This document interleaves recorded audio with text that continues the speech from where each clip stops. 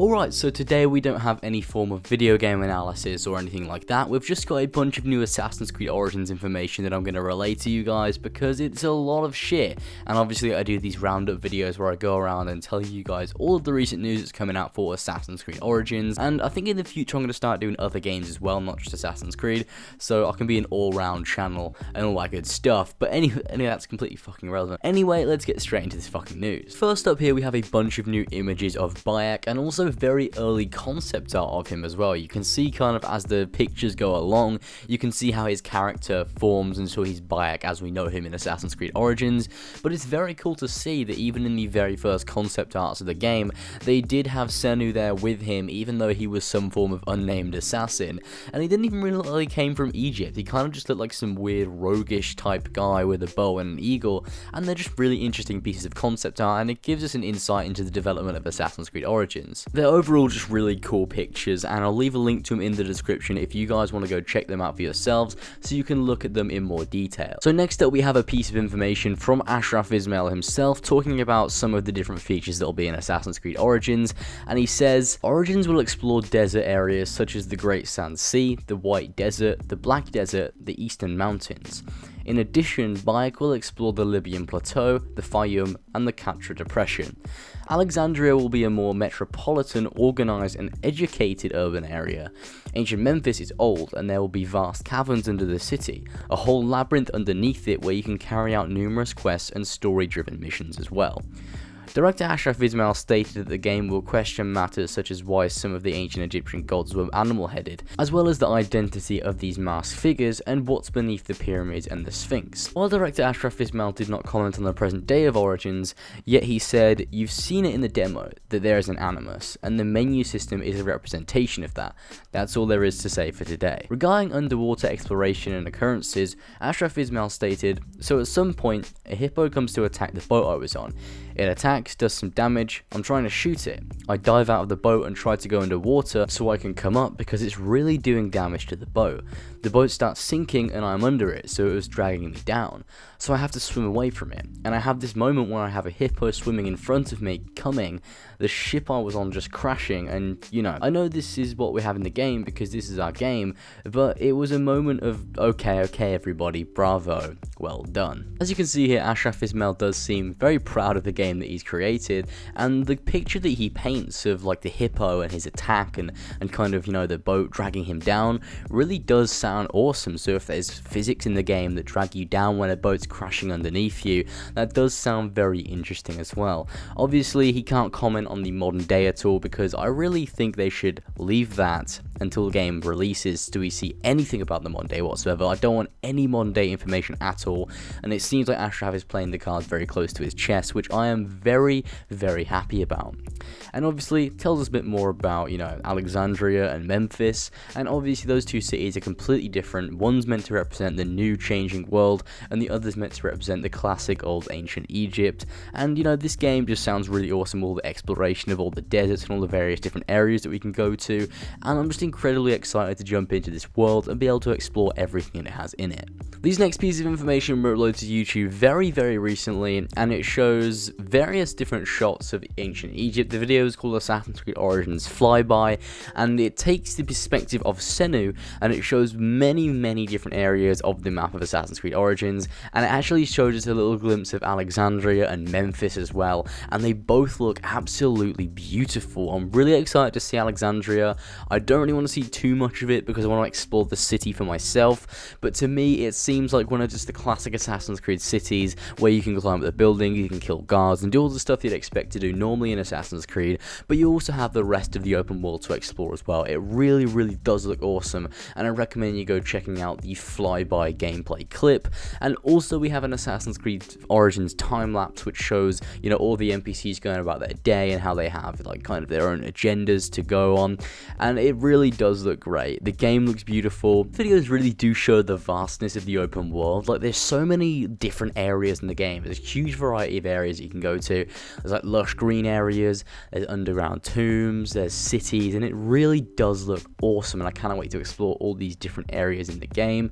And if you haven't, I really do recommend going checking out these videos because they are really interesting to see. Recently there was a developer Q&A uploaded to YouTube in which Ashraf Ismail answered all of the questions that the community had, and it shed some light on the combat of Assassin's Creed Origins. Now, a lot of people want to know if there was hand-to-hand combat in the game, and yes, there is. There's a little clip here which shows Bayek punching his enemy, and obviously this confirms hand-to-hand combat. And in the video, Ashraf Ismail also states that hand-to-hand combat is an option if you want to fight someone with your fists. So this next bit of information tells us about the world of the game and how kind of everything's implemented and how the world feels when you're playing in it. It also gives a little bit of backstory on how the world is and the current historic events and people that are involved in the story and the world of Assassin's Creed Origins. Brace yourself, guys, because this is quite a long read. So here we go. It says, in the last part of our Origins series, the quest and battle system as well as the hero Bayek were in focus. We now come to the most important in an open world game, to the game world. As most have already noticed, Assassin's Creed Origins is settled in ancient Egypt, but whoever thinks that we are now on the order of such famous pharaohs as Djoser or Cheops are deceiving themselves tremendously. Ubisoft Montreal has opted for a scenario that is about 60% during the reign of the famous Queen Cleopatra. Accordingly, the distance from the era is significantly further from the epoch of the Old Kingdom, about 2700 to 2200 BC, than the assassination adventure of our present time. You should be aware of this when you are now a Medjay Bayek, founder of the Assassin Order. After all, the time the pyramids have stood for the inhabitants of the game world for thousands of years in the Valley of Giza, Tutankhamun has found its last piece for more than a millennium, and the Egyptian warships have been meaningless for world politics. Instead, the adventure is at the end of the Roman Republic, a historically exciting era of world history. At this time, the first triumvirate of Gaius Julius Caesar, Gnaeus Pompeius Magnus, and Marcus Licinius Crassus fought for the supremacy in the Roman Empire, with the result that Caesar was able to eliminate his former allies, but then at the moment of triumph, Marcus Junius Brutus and his relatives were murdered during a Senate meeting, a chapter of the world history which Shakespeare and his famous play have probably immortalized forever. But the domestic policy of the Roman Empire plays a rather subordinate role for the citizens of Egypt at the time. The former empire was conquered by Alexander the Great almost 300 years ago, and has thus become Greek as part of the Macedonian Empire. The famous Queen Cleopatra, with whom we are involved, belongs, for example, to the House of the Ptolemies, a dynasty founded by the most capable general of Alexander. Nearly 1/5 the population of that time in Egypt also speaks Greek. Above all the rulers, the Hellenistic also makes itself felt everywhere in Egypt, where the Greek settlements such as the capital city Alexandria, the immensely important sea trade with the Greek neighbours in the Mediterranean, or deities like Zeus and Athena. The Greek culture has been displacing ancient Egyptian habits and customs for nearly 300 years. Altogether, the last pre-Christian century in the Nile Delta is a time of upheavals. This is also evident in our hero, who carries the office of a Medjay. Medjays were known in Egypt as a sort of police officer who was concerned about everyday problems such as crime. In the game world, older people still have great respect for Bayek and his colleagues, but many of the younger ones are no longer interested in the old customs and do not even know what a Medjay is. There are also small quarrels between Egyptians and Greeks on the streets of Alexandria every day, discussions between priests of Amun and Zeus, or power struggles in the royal house between traditionalists and Hellenists. We see these conflicts in Assassin's Creed Origins in a gigantic game world, the largest of the series. From Alexandria in the north to Memphis in the south, we can move to Gusto to see the port of the capital, as well as the ancient temples of the former royal city. In between, we experience a varied game world which consists not only of desert, but also, thanks to the Nile, also with beautiful green landscapes and small settlements. The beauty the developers have, as with the predecessors, made a huge effort in the design of the open world. All the important monumental buildings of Egypt were visited, the light conditions of the desert analysed, and the effects of the flood at the Nile Delta examined. The result can be seen in our opinion. We were able to play the high-resolution Xbox One X version in Montreal, and we were just baffled how realistic the monumental buildings in the game look like, how wonderful monotonous desert landscapes at sunset, and exactly how temple impressions were implemented in the game. In the end, we were quite happy that the developers had decided to delete the minimap display, which we had known for the predecessors, so we had simply more pleasure to explore. In addition, the game world gets an extra portion of liveliness through the many passers-by and animals, which makes us feel like on a holiday in ancient Egypt. In the end, the game decides whether Assassin's Creed Origins is actually a masterpiece. After studying our studios, we are in any case good at building the basic framework of a quest structure, combat system, a hero and game world on a solid foundation.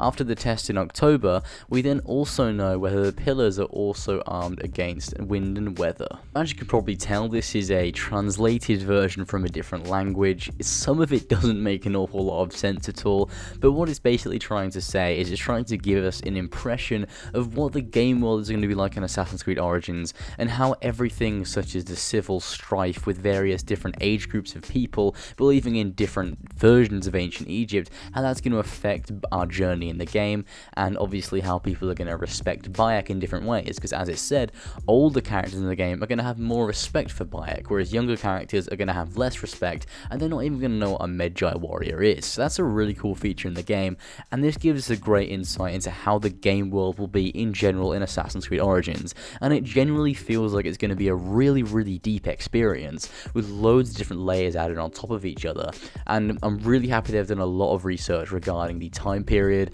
and the various different monarchs, and it's just really cool to see the detail they've gone into with the NPCs and with the overall feel of the game world in general. So this last piece of information is the most intriguing of all the information we've got, really, and that's the reason why I kept it till the end for more watch time. But basically, in a series of tweets from Raphael Lacoste, he shared images from his vacation in Meteora, Greece, showcasing the beauty of the scenery.